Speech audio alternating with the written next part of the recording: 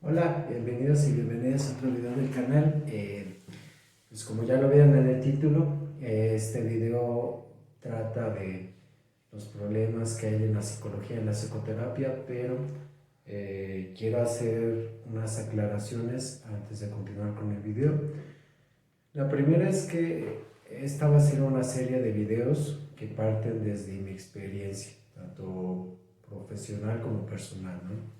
Entonces, lo que voy a plantear en estos videos, y probablemente esta aclaración la haga en todos los videos, como les digo, parte desde mi experiencia. Entonces, es una visión completamente subjetiva, no es una opinión más que nada, y tiene como intención hacer una crítica al gremio, hacer una crítica para empezar a poner puntos sobre la mesa, por así decirlo, y pues que sea una crítica que invita a la reflexión, tanto ustedes que me escuchen, que son colegas, como personas que puedan estar interesados en cualquier tema de psicología, pues para que podamos hacer algún esfuerzo en conjunto, hacer propuestas y que podamos ayudar al gremio, a los colegas, porque creo yo que, y aunque muchos colegas no estén de acuerdo con esto, muchas personas dicen que la psicología, la psicoterapia es un oficio muy bonito, muy noble, y si lo es, también es muy gratificante a ratos, ¿no? Hay mucho más allá del dinero, hay situaciones muy gratificantes que se viven como terapeuta, tanto en el consultorio y también como siendo paciente, ¿no? Para quienes lo hemos sido, ¿no? Pero creo que el gremio ha tomado actitudes y comportamientos y conductas que desvirtúan muchas de esas gratificaciones que se pueden encontrar, y que yo creo honestamente que el estado de la psicología y la psicoterapia actualmente está en un estado, valga la redundancia, muy deplorable, que tiene muchos huecos éticos, que se le ha dado prioridad y mayor peso a ciertas cuestiones que creo yo que no son lo más importante. O sea, se le ha dado prioridad a los reflectores en redes sociales, se le ha dado mayor prioridad al cobro o al costo o al dinero, se le ha dado mayor prioridad a estar estudiando como rato de biblioteca sin a veces detenerse a pensar qué están estudiando, qué están aprendiendo. Se le ha dado prioridad a las modas.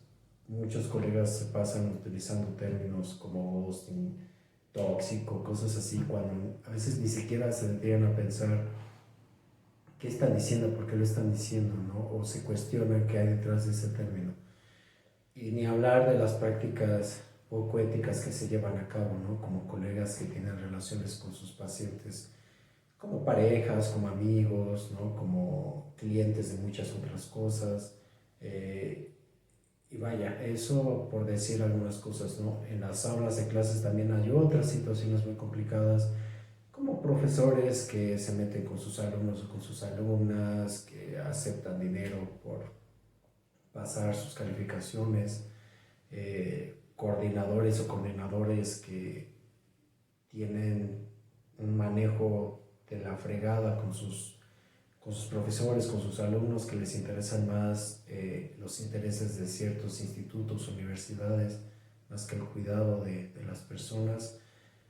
En fin, hay muchas situaciones que si yo empiezo a nombrar de manera más particular, pues no voy a acabar, pero la serie de videos que quiero hacer, pues tiene esa intención, empezar a nombrarlas poco a poco, para que podamos entender el estado de la psicología y de la psicoterapia en su actualidad y hacer propuestas al respecto, ¿no? Entonces, bueno, creo yo que para empezar a hablar de cómo se encuentra la psicología y la psicoterapia, pues hay que irnos a lo más fundamental, y lo más fundamental para un psicólogo pues es formarse, creo yo, la cuestión educativa viene a ser lo más importante y lo más primordial. Y creo que desde ahí ya estamos enfrentando un montón de problemas muy complicados, muy complejos, que vienen no solamente de una cuestión muy particular, sino que son problemas estructurales que abarcan muchos aspectos del conocimiento, pero también de nuestra sociedad y de nuestra cultura actual, ¿no? Entonces, como ya lo leyeron en el título, y siendo un poco redundante, en este primer video la intención o mi intención es abordar los problemas que hay en la formación de los psicólogos y de los psicoterapeutas, ¿no? Creo que puedo iniciar, y tal vez muchos concuerdan conmigo, en que la educación en México pues es una porquería, es una vasca, ¿no? En todos los aspectos. Eh, para empezar, eh, a nivel, pues a un nivel de universidad, a un nivel de estudios superiores, como se les dice, hay muchas situaciones que son muy complicadas. Para empezar, eh, es que ni sé por dónde empezar. Bueno, para que me entiendan un poco, yo obviamente fui estudiante, tanto de licenciatura como de maestría como de diplomados, pero también he sido docente. He sido docente en diferentes licenciaturas, en psicología. En su momento me invitaron a ser docente de maestría, pero no acepté por diferentes razones. Las dos principales era el horario, o sea, el tiempo que demanda dar clases, y también el pago, que pagan una miseria, ¿no? Que ese es uno de los grandes problemas de la educación en México. Entonces, la perspectiva, la opinión que voy a dar, pues parte de ambas partes, ¿no? De haber sido un estudiante, pero también haber sido un docente y haber dejado la docencia por esas mismas razones que voy a plantear. Entonces, la primera, o el primer gran problema que encuentro yo en cuanto a la formación de los terapeutas y de los psicólogos en México es que la educación en México a nivel superior no está basada en la educación, está basada en el dinero. Las universidades públicas pueden tener un nivel, por así decirlo, respetable o decente en cuanto a la formación educativa, ¿no? Pero las universidades privadas no lo tienen, o la gran mayoría no lo tienen. Creo que aquí primero hay que poner un poco de perspectiva. En México la educación no es tan accesible como quisiera uno pensar, o como el gobierno intenta presentarlo, ¿no? Como los medios de comunicación intentan presentarlo. Es cierto que hay muchísimas universidades, pero universidades públicas que se puedan dar abasto y puedan darle abasto a estudiantes para poder ingresar, la realidad es que no cuenta con infraestructura. Por ejemplo, en la Ciudad de México está la UNAM, que tiene muchos campus, pero aún así ustedes a lo mejor han vivido esa situación. Han intentado entrar a la UNAM y a lo mejor algunos entran, pero muchos otros salen bateados de ahí porque no alcanzan el promedio, porque no pasan el examen, por diferentes situaciones, ¿no? Acá en Puebla pasa lo mismo con la UAP. La UAP igual recibe muchísimos estudiantes, pero muchísimos más se quedan afuera, ¿no? Y la cuestión es que estas universidades no solamente acogen a estudiantes nativos de esa ciudad, ¿no? O que viven en esa ciudad, sino que muchas personas de otros estados acuden a estas universidades para intentar entrar, ¿no?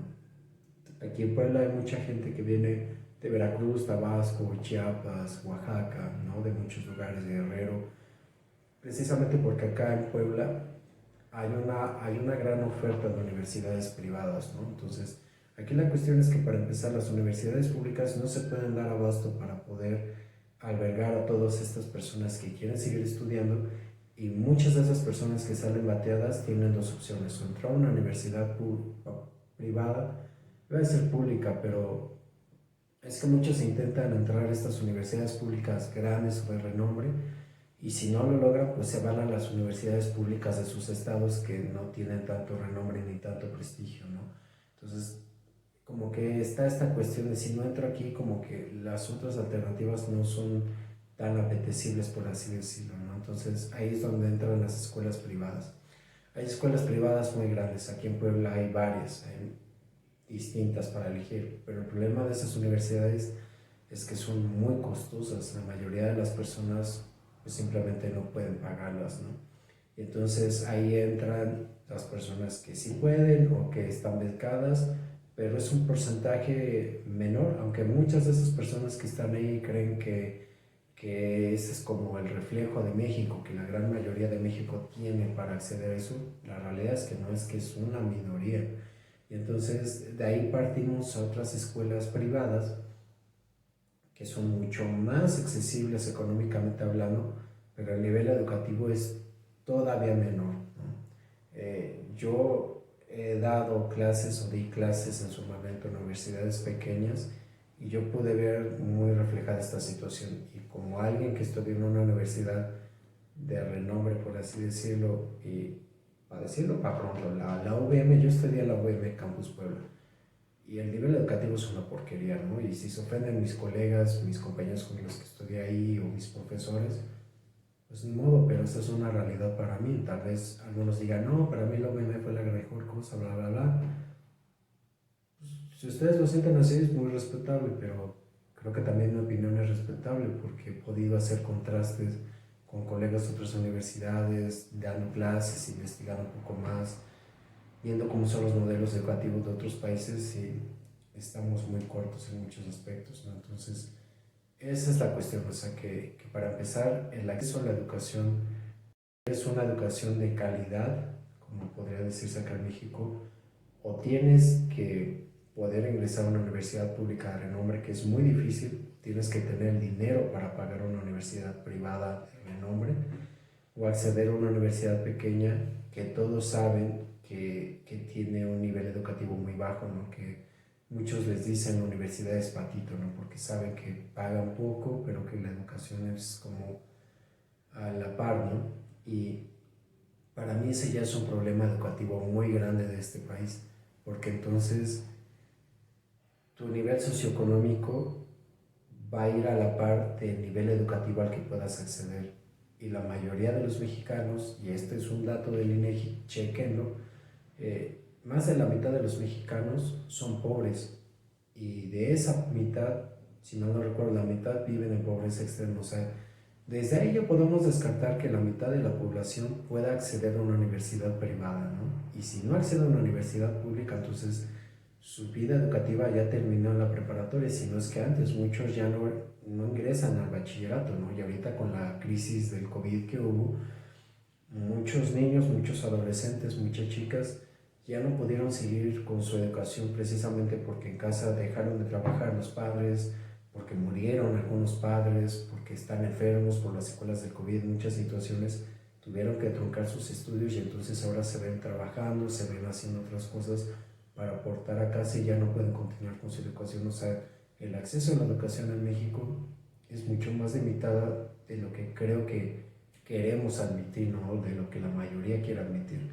Ahora, ya habiendo planteado esa realidad que por lo menos yo percibo, viene ahora otro problema muy grande, que es la cuestión de cómo las universidades plantean eh, su carga de materias o el enfoque de la carrera según cada institución, porque eso también es otro tema muy interesante. Como repito, yo estuve en la UVM y en su momento pude conocer a gente del TEC de Monterrey, de la UDLA, de la Ibero, de la UPAEP, de estas universidades como grandes aquí en Puebla, ¿no?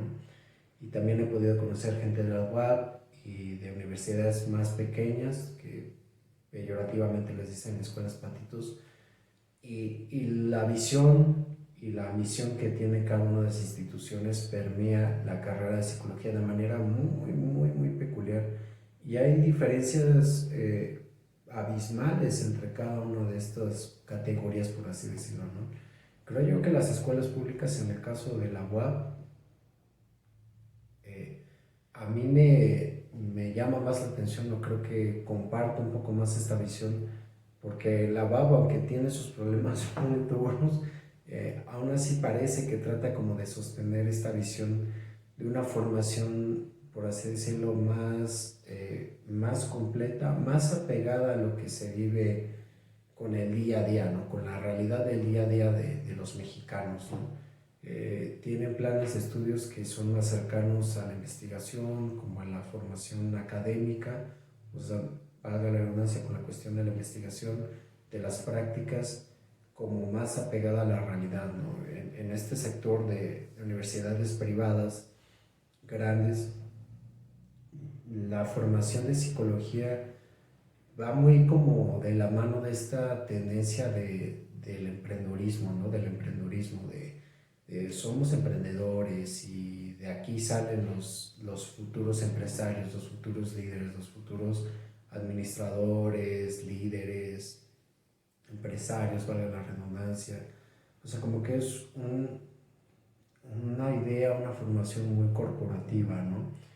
Y en la carrera de psicología como que se hace énfasis en estas cuestiones de la de recursos humanos, en la cuestión educativa, pero también como muy de estas escuelas como de prestigio, ¿no? O sea, como un perfil como, sí, muy corporativo, ¿no? Y como esta cuestión de que eh, la psicología va a empatar como en esta parte, ¿no? Como en esta cuestión de lo más nuevo, de lo más reciente, de lo que está más en tendencia, pero siempre como alineado a la cuestión de lo que culturalmente es deseable, vaya, o sea, eh, ustedes podrán discernir conmigo, ¿no? O diferir conmigo más bien o no, eh, pero como que la gran mayoría de los mexicanos aspiran mucho a como un cierto nivel y un cierto estilo de vida, ¿no? Que tiene que ver como con esta cultura como más apegado a la estadounidense, ¿no? Que no es la realidad de muchos. Y estas universidades siento yo que tienen como esa visión, donde en la carrera de psicología, aparte de que están como muy enfocados a poder dirigirse a recursos humanos o a la administración o cuestiones así, en la cuestión de la psicoterapia, están muy apegados a la cuestión de la tendencia, de lo nuevo, de lo basado en evidencia, ¿no? De los congresos que tienen que ver con nuevas técnicas, o sea, como que la formación no está basada en la reflexión ni en la filosofía ni en nada de esto, ¿no? Sino que está como apegada a la cuestión de, como terapeuta siempre tienes que estar investigando en cuanto a las nuevas tendencias, las nuevas investigaciones, los nuevos fármacos, o sea, como que se ha hecho una tendencia de la psicología muy apegada a la neurociencia, que no es que esté bien ni mal, pero la cuestión es, y entonces, ¿por qué no simplemente estudiar medicina? O sea, ¿por qué si el enfoque está tan apegado a las neurociencias ahora,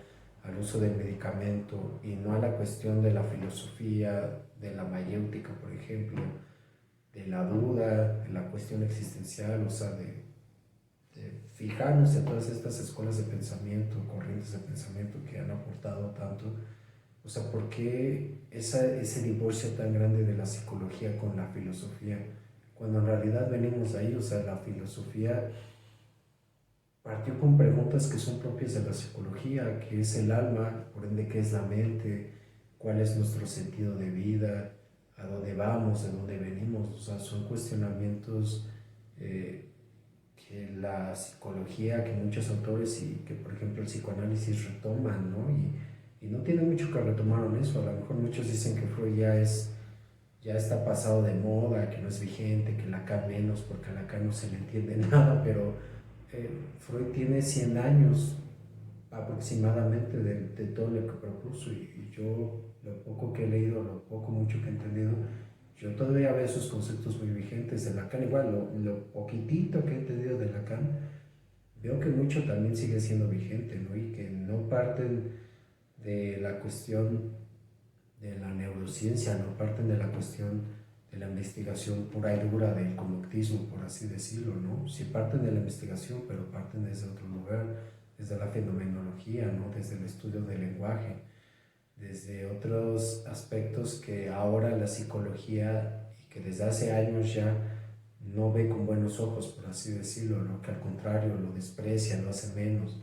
Como que está esta tendencia de, como que si te vas a poner a filosofar y te vas a poner a hacer preguntas existenciales, duras, difíciles, complicadas, como que qué hueva, ¿no? Eso no es lo interesante. Aquí ponte a hacer investigación, si te patrocina un laboratorio mejor, o si te la pasas hablando y recitando todos los neurotransmisores y qué partes del cerebro tienes echadas a perder casi casi mejor, ¿no? O sea, como que esa es la tendencia en la cuestión educativa en estas universidades, ¿no? Y a lo mejor muchos dicen, no, pero eso es lo de ahora, eso es lo que deja dinero.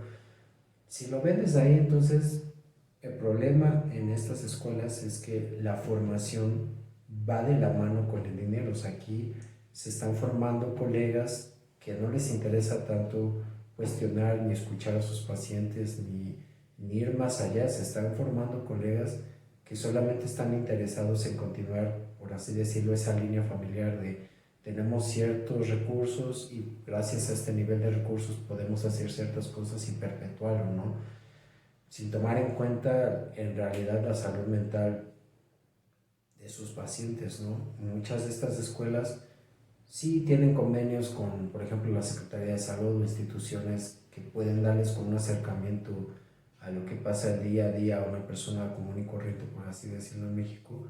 Pero muchos de ellos no van, no asisten, no van y hacen muy poco, tienen otras formas de hacer prácticas. Entonces, siento que ahí hay como una separación muy grande de lo que viven en su entorno muy inmediato y de lo que en realidad, o sea, no es realidad, porque también tienen su realidad y su realidad es válida y respetable, pero esa realidad, pues es como una burbuja, por así decirlo, que los aísla de una realidad mucho más grande, mucho más amplia y mucho más dura, más dramática, y no dramático en el sentido de que se exagera, sino que es mucho más cruel, ¿saben? Que se vive en el día a día, ¿no? Entonces yo siento que estas universidades, lejos de aportar una formación que va de la mano con la cultura, es una formación que va de la mano de lo capitalista, aunque me digan comunista o rojillo, sí va por ahí la cuestión, o sea, como que van de la mano de lo que puede generar ingresos, ¿vale? Y este último sector, por así decirlo, de universidades patitos, como se dice, ¿no? Universidades más pequeñas, lo que pasa ahí es que, como decía, muchas personas no tienen los recursos para una universidad privada grande, no pueden acceder a una universidad pública de renombre por el cupo, por el espacio, por el promedio, lo que sea, y muchas veces pues pagan esto para poder seguir estudiando.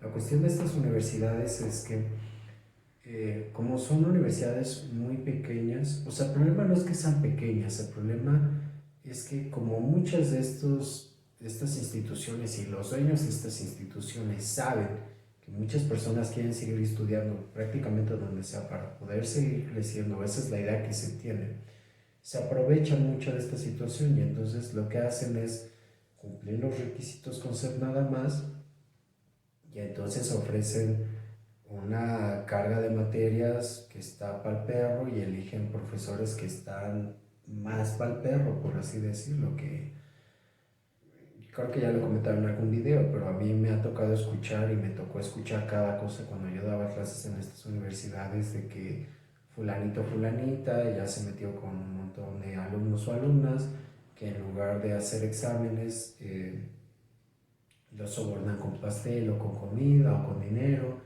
que en lugar de tener las clases en el aula, se van al bar más cercano, entonces pues, la clase no es clase, se vuelve una peda, que los propios alumnos ahí son como muy rejegos o muy flojos, que eso también yo lo noto mucho.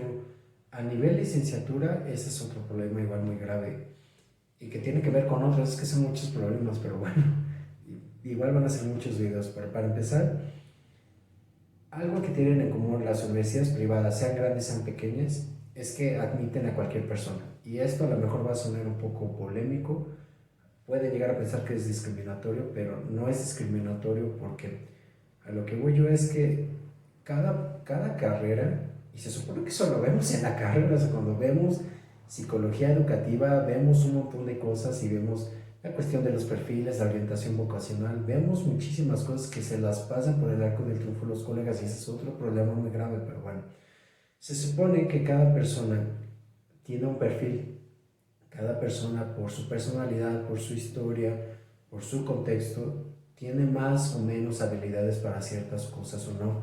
Eso no está bien ni mal, simplemente es lo que es. Cada persona tiene habilidades, tiene facilidades, tiene talentos distintos a otras personas. Y por eso mismo tiene cierto perfil y ese perfil le puede ayudar a entrar y a desempeñar ciertas tareas, ciertos oficios, ciertas profesiones que no podría si tuviera otro perfil, vaya. O sea, es como decir, eh, es como si yo armara una carrera en esta mesa y pusiera un gato, un caracol y un pez. O sea, esa es una carrera completamente injusta porque pues el gato va a ganar, ¿no? Porque simplemente es diferente. El caracol pues la va a lograr, pero va a acabar al último. El pez se va a morir, o sea, es además una, o sea, desde esta metáfora es una carrera cruel además porque estoy metiendo ahí un ser vivo que ponerlo en esas condiciones simplemente lo puede llegar a matar. A lo mejor es un ejemplo muy dramático, pero puede llegar a pasar porque el mayor de los problemas y como el por qué, que creo que no explica al principio, es que eh, nosotros como terapeutas y como psicólogos tenemos una responsabilidad muy grande con nuestros pacientes, inclusive con sus propias vidas. Hay personas que llegan al consultorio pensando en matarse, pensando en agredir a alguien más, y todo esto puede llegar a una situación, valga la redundancia, de vida o muerte. O sea, hay mucho que se pone en juego aquí, hay mucho que se pone en juego siendo terapeuta, hay muchas cosas que se ponen en juego dentro del consultorio, que impactan en la vida de la persona cuando sale de ahí, cuando entra ahí, que impactan en su familia, que impactan en su círculo cercano, y que muchas veces los colegas que están formando y que están en formación ni siquiera lo tienen presente, piensan, como lo dije al principio, que es muy bonito, que se dan abrazos, que se dan besitos, que se abrazan al árbol, o sea, que sí es muy bonito, que todo está lindo, que todo está bien, o sea, hacen una simplificación terrible, terrible de todo lo que es la psicología, de todo lo que es la psicoterapia, ¿no? Y no solo en eso, también como decía, a veces simplifican tanto las cosas en la cuestión de los neurotransmisores y que si medicamentos, o sea, es un mundo muy complejo. Y entonces, mucho parte desde la cuestión del perfil. Las universidades públicas, pues obviamente tienen filtros mucho más sólidos, por así decirlo, para las personas que entran. O sea, además de que tienes que tener promedio, tienes que hacer el examen, ya como que con cierto promedio y ciertas situaciones, pues ya te puedes enfocar a ciertas áreas y de ahí elegir, ¿no? O sea, como que por ahí es todavía un poquito más sólido, por así decirlo. En las universidades privadas no. En las universidades privadas luego vas a hacerse el examen de admisión, que es cualquier cosa. Y aquí la cuestión es que si tú puedes pagar una colegiatura y puedes pagar las mensualidades, ya con eso estás adentro, en cualquier carrera que tú quieras, ¿no? Y psicología no es la excepción, al contrario, en psicología hay muchas personas que les digo, a lo mejor puede sonar muy discriminatorio, pero que no tienen el perfil para esto. El perfil para psicología tiene que ver o va de la mano con personas que para empezar saben escuchar, que tienen la habilidad de escuchar. Y esa es una habilidad que muy difícilmente se enseña. Eso es una realidad muy dura que a muchas personas no les gusta. Pero la carrera o la base de la psicología y de la psicoterapia es el escuchar. Tú puedes leer el DSM-5, puedes leer el CIE-10, puedes leer todos los manuales eh, sobre psicopatología, puedes leer toda la teoría de personalidad de diferentes autores, puedes leer todo eso, te lo puedes aprender y puedes saberlo de pe a pa. Pero si tú no sabes escuchar a una persona, eso no va a servir de nada, no va a servir para un carajo, solo te va a servir para diagnosticar a diestra y siniestra, diferir o referir con los psiquiatras y párale de contar. O sea, no vas a hacer un cambio, no vas a impactar la vida de otra persona, no te vas a, a implicar, no te vas a comprometer, no nada, o sea, no va a pasar nada ahí, no vas a tener una práctica muy apegada a la médica, a la psiquiátrica, y para mí la psicología es diferente, o sea, por algo estamos en otra rama o por algo tenemos una razón de ser o existir, ¿no? Por algo estamos ahí como otra oferta, por así decirlo, como algo más a lo que pueden asistir las personas, ¿no? Y creo que ese es uno de los grandes problemas, que muchas personas que entran a la carrera no tienen el perfil. Les decía, está la cuestión de saber escuchar, también está la cuestión del análisis, de la crítica, que muchos colegas no lo tienen. O sea, la cuestión del análisis, de la reflexión, de la crítica, tiene que ver con ser, con cuestionar, con dudar, con poner en tela de juicio, de duda muchos preceptos que tenemos de la vida misma, de la sociedad y la cultura, y que creen que la psicología no hace eso, al contrario. Yo no sé por qué, y ese también es un problema grave que quiero abordar en otro video, es que los psicólogos y las psicólogas como que de pronto se volvieron esta figura moral, como que se volvieron estas figuras de autoridades que dicen que sí está bien o que está mal, ¿no? Que como que saben cómo es una familia sana, saben cómo es un individuo sano, ¿no? Saben que entre más adaptado está una cultura o un sistema, mejor va a estar, y eso es entre comillas, cuando no es así. creo que hay que reflexionar un poquito y uno se va a dar cuenta que la sociedad en la que vivimos, aunque suena cliché de memes, sí es una sociedad muy enferma. Y tratar o suponer que si adaptamos un individuo a esta sociedad enferma, entonces va a estar sano, pues suena a un absurdo, suena a una falacia total.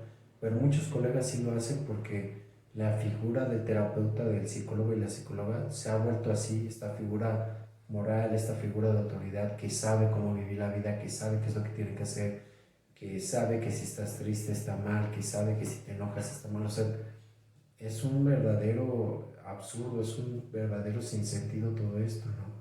Y todo esto va partiendo de esta cuestión del perfil, o sea, muchos colegas no tienen este perfil ni analítico, ni crítico, ni de cuestionamiento, al contrario, son colegas que parecen maestros o maestritas de vida, ¿no? Como diciendo, sí, así, no, eso está mal, es como, ¿cómo? O sea, ¿con qué? O sea, de verdad me sorprende la audacia de la ignorancia, o sea, ¿cómo puede uno creerse que tiene la facultad de decirle a alguien más cómo vivir la vida? O sea, y todo eso parte desde la cuestión de quiénes entran, de qué perfil entran a tomar clases, ¿no?